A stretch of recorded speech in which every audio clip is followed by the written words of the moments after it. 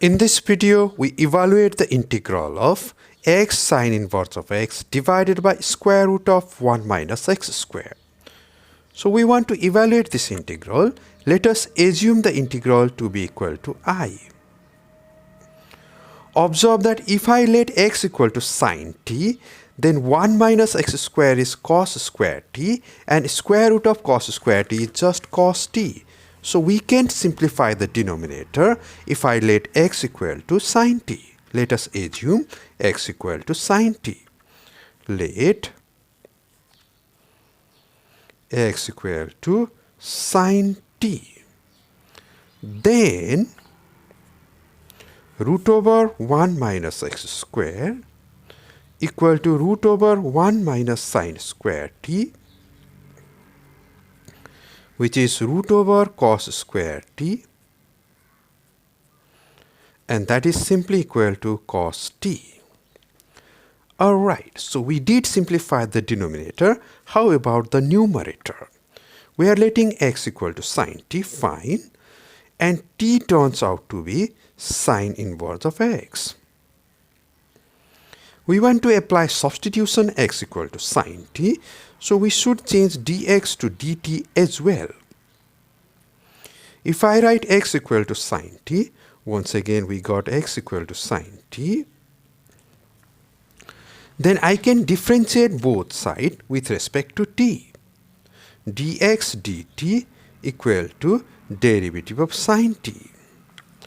And it turns out that derivative of sine t is just cos t. Or dx dt equal to cos t, or we can write dx equal to cos t dt. dx equal to cos t dt. Okay, now can we find the integral, everything in terms of t? Once again we got I to be the given integral, which is equal to integral of x sine inverse of x divided by root over 1 minus x square dx, and that turns out to be integral of, instead of x I can write sine t, so let's write sine t. Instead of sine inverse of x we can simply write t. Root over 1 minus x square turns out to be cos t. Root over 1 minus x square turns out to be cos t, and dx turns out to be cos t dt. Okay, we did simplify the expression. Not only that, we can cancel cos t out. Let us cancel it out. And we observe that I equal to integral of product of two functions t and sine t. So we need to apply product rule of integration. What is product rule of integration? Product rule of integration states if we got two functions u and v, and if we want to evaluate the integral of product of u and v, that is given by first function, which is u, and then to be multiplied with integral of second function minus integral of derivative of first function, and then to be multiplied with integral of second function, and this product needs to be integrated once again. Quite a lot of step, right? Not only that, while applying product rule of integration, we need to choose the first function u and the second function v suitably. Once again, we need to choose the first function and second function suitably. In order to make a suitable choice, we got something called ILATE, or ILATE rule. I stand for inverse or inverse trigonometric function, L stand for logarithmic, A stand for algebraic, T stand for trigonometric, and E stand for exponential. Whichever occur first, we will regard that to be the first function. Do we got inverse function in this expression? No, so we can cancel inverse function out. Do we get logarithmic function in this expression? No, so we did cancel logarithmic function out. Do we got algebraic function in the first expression?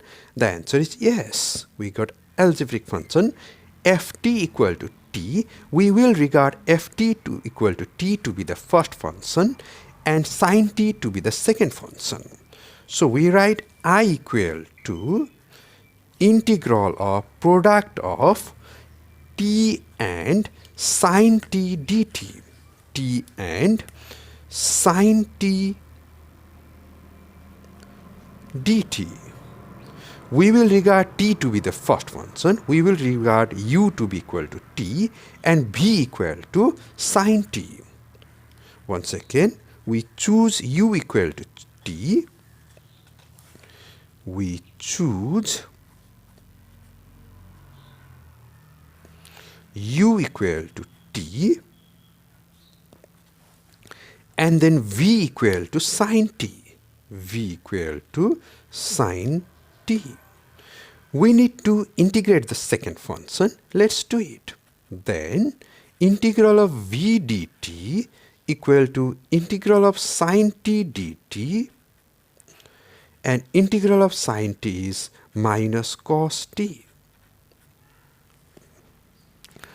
Alright, and so by product rule of integration, I equal to integral of first function is t. First function is t. Let's write the integral once again. Second function is sin t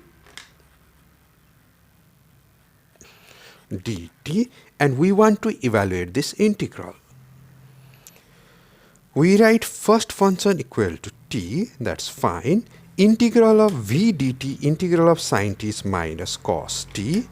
Integral of sin t is minus cos t minus integral of derivative of first function. Derivative of t with respect to t, that is just 1. Integral of v dt is minus cos t. Minus cos t. And we need to integrate it once again. Alright. Which is equal to t. We got the negative as well. So minus t cos t. Negative of negative is positive. Integral of cos t is sin t. Of course, after every integration, we should write some constant of integration.